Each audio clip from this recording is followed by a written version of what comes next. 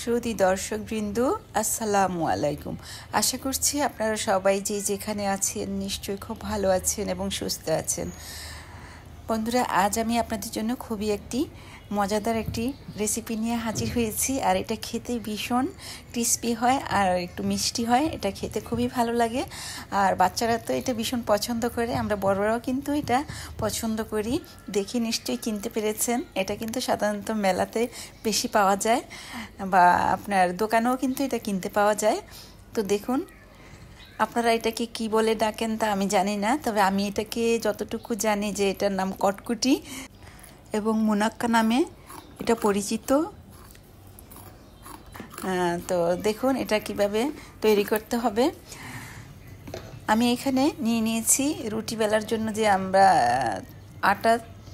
আটা সেই আটা দিয়ে আমি আজকে এটা তৈরি করব। আপনার কাছে যদি ময়দা থাকে তাহলে আপনারা ময়দা দিয়ে এটা তৈরি করতে পারেন। তো আমি এখানে 1 কাপের চেয়ে একটু কম আটা নিয়েছি আর এটার মধ্যে আমি পরিমাণ মতো লবণ দিয়ে দিয়েছি আর তেল দিয়ে দিলাম। তো দিয়ে এটাকে ভালোভাবে মেখে তারপর নর্মাল পানি দিয়ে আমি এটাকে অল্প অল্প করে পানিটা দিতে হবে যাতে এটা বেশি নরম না হয়ে যায়। এটাকে একটু শক্ত করেই ডোটাকে তৈরি করতে হবে।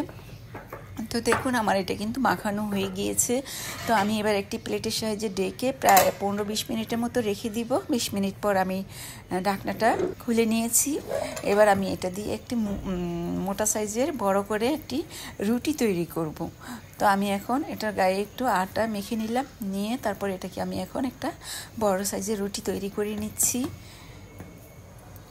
আর এই রুটিটা কিন্তু আমরা যে রুটি বা পরোটা তৈরি করি যতটা পাতলা হয় এটা অতটা পাতলা হবে না, এটা একটু মোটা সাইজ হবে, মানে প্রায় 1/2 ইঞ্চির মতো মোটা হবে। এই যে দেখুন কতটা মোটা হয়েছে। তো আমি এটাকে এখন ছুরির সাহায্যে আমি এখন এটাকে কেটে নিচ্ছি। এই যে দেখুন এভাবে লম্বা লম্বা করে কেটে নিতে হবে, নিয়ে তারপর এভাবে স্কোয়ার সাইজ করে এভাবে কেটে নিতে হবে। তো এইভাবে আমি সবগুলো কেটে নিব, কেটে আপনাদেরকে দেখিয়ে দিব। আর এই ফাঁকে আমি আপনাদের সাথে কিছু কথা বলে নিচ্ছি। যারা ইতিমধ্যে আমার চ্যানেলটা সাবস্ক্রাইব করে নিয়েছেন তাদেরকে জানাচ্ছি অসংখ্য ধন্যবাদ। তো বন্ধুরা দেখুন আমি এখানে এভাবে কেটে নিয়েছি আর চুলার মধ্যে আমি একটি ফ্রাইং প্যানের মধ্যে তেল বসিয়ে দিয়েছি। তেলটা অলমোস্ট গরম হয়ে গিয়েছে। তো এবার আমি এটার মধ্যে এগুলো দিয়ে দিব। তো আমি এক এক করে সবগুলো এখানে দিয়ে দিচ্ছি। আর তেলটা কিন্তু গরম হওয়ার পরে এটা দিতে হবে। আর চুলার আঁচটা লো থেকে একটু বাড়িয়ে দিবেন, বেশি বাড়ানোর দরকার নেই, কারণ বেশি বাড়িয়ে দিলে কিন্তু এটার উপরে কালার এসে যাবে, ভেতরের অংশটা সফট থাকবে, তখন কিন্তু খেতে এটা ভালো লাগবে না। তাই আপনাকে এটা করতে হবে কি অল্প আছে এটাকে খুবই ক্রিস্পি করে ভেজে নিতে হবে। এখন আমি চুলাটা মাঝারি আঁচে রেখেছি। একটু পরে সবগুলো যখন দেওয়া হবে তখন আঁচটা কমিয়ে দিব। তো আমি এখন দেখুন নাড়াচাড়া করে নিয়েছি। এবার আঁচটাকে একদম কমিয়ে দিব, কমিয়ে তারপর এটাকে অল্প আছে প্রায় 20 থেকে 25 মিনিটের মতো এটাকে ভাজবো, ভেজে একদম ক্রিস্পি করে নিব। তো দেখুন আমারটা কালারটা কিন্তু চেঞ্জ হয়ে এসেছে আর এটা কিন্তু ক্রিস্পি অলমোস্ট হয়ে গিয়েছে, দেখেই কিন্তু বোঝা যাচ্ছে এটা অনেকটা ক্রিস্পি হয়ে গিয়েছে। তো আমি এটা কিন্তু এখন নামিয়ে নিব। তো নামানোর আগে আরেকটু ভালো করে উল্টিয়ে পাল্টিয়ে আরেকটু ভালো করে ভেজে নিচ্ছি। আমার প্রায় 20 মিনিটের মতো লেগেছে এই কালারটা এইভাবে এটাকে ক্রিস্প করে নেওয়ার জন্য। তো আমি এখন এটাকে নামিয়ে নিব, নামিয়ে একটি বাটির মধ্যে নিয়ে নিব। যে দেখুন আমি একটি চালনির সাহায্যে এভাবে নিয়ে নিচ্ছি, কারণ তেলটা যাতে ঝরে যায়। এই যে দেখুন নিচ থেকে তেলটা পড়ে যাচ্ছে। তো এইভাবে আমি এটাকে নামিয়ে নিব। তো বন্ধুরা যারা আমার চ্যানেলে নতুন এসেছেন তাদেরকে বলবো আপনারা আমার চ্যানেলটিকে সাবস্ক্রাইব করে নেবেন আর পাশে থাকা ঘন্টাটি ক্লিক করে দিবেন। তাহলে দেখবেন বন্ধুরা আমি যখনই নতুন নতুন রেসিপি সুন্দর সুন্দর রেসিপি আপলোড দিব তখনই আপনাদের কাছে নোটিফিকেশান পৌঁছে যাবে, তখন সবার আগে আপনারা আমার রেসিপিটি দেখতে পারবেন। আর আপনারা পাশে থাকলে রেসিপি তৈরি করতে ভীষণ ভালো লাগে বন্ধুরা। এই যে দেখুন সবগুলো আমি ভেজে নিয়েছি।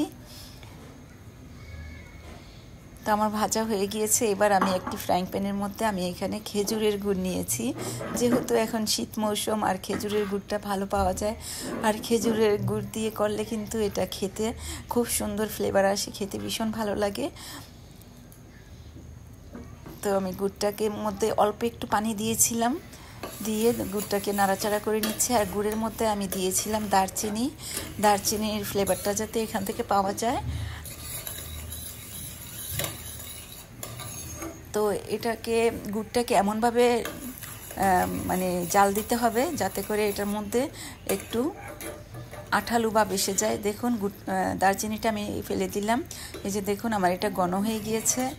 আর এটা কিন্তু আঠালো ভাব হয়েছে কিনা হাত দিয়ে একটু আঙ্গুলের সাহায্যে দেখে নিতে হবে। হ্যাঁ, এটা কিন্তু দেখুন এই যে আঠালো হয়েছে।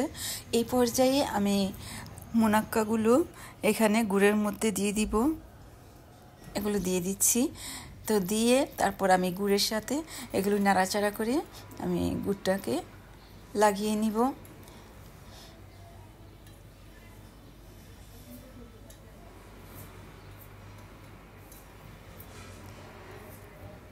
তো দেখুন এভাবে গুড়টা এটার গায়ে গায়ে মেখে যাবে, এমনভাবে লাগিয়ে নিতে হবে। আর এটা নামানোর পর কিন্তু খুব সুন্দর একদম এটার গায়ে লেগে থাকবে গুড়টা, আর ভীষণ ক্রিস্পি হবে। আর মাড়িটা কিন্তু হয়ে গিয়েছে। এর চেয়ে বেশি গুড়টা নাড়াচাড়া করব না চুলার মধ্যে, তাহলে কিন্তু গুড়টা পুড়ে যাবে। আর গুড়টা পুড়ে গেলে এটা তেতো হয়ে যাবে। তো আমি এখন একটি চালনি দিয়ে এটা নামিয়ে নিচ্ছি, যাতে অবশিষ্ট গুড়টা ফ্রাইং প্যানের মধ্যে থেকে যায়। তো নামিয়ে আমি একটি বাটির মধ্যে নিয়ে নিচ্ছি। এই যে দেখুন বাকি গুড়টা দিয়ে কিন্তু আপনারা মুড়ির সাথে মিশিয়ে খেয়ে ফেলতে পারবেন।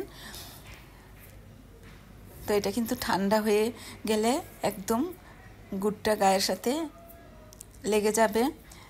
আর আপনারা এই গরম থাকা অবস্থায় আলাদা আলাদা করে একটু রেখে দিতে পারেন, তাহলে কিন্তু একসাথে জট পাকিয়ে থাকবে না। তো ঠান্ডা হলে আমি আপনাদেরকে দেখিয়ে দিব আমার এটা কেমন হয়েছে।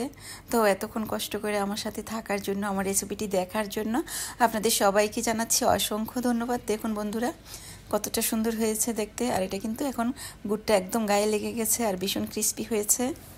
আজ এ পর্যন্তই, আবার নতুন কোনো রেসিপি নিয়ে হাজির হয়ে যাব। আল্লাহ হাফেজ।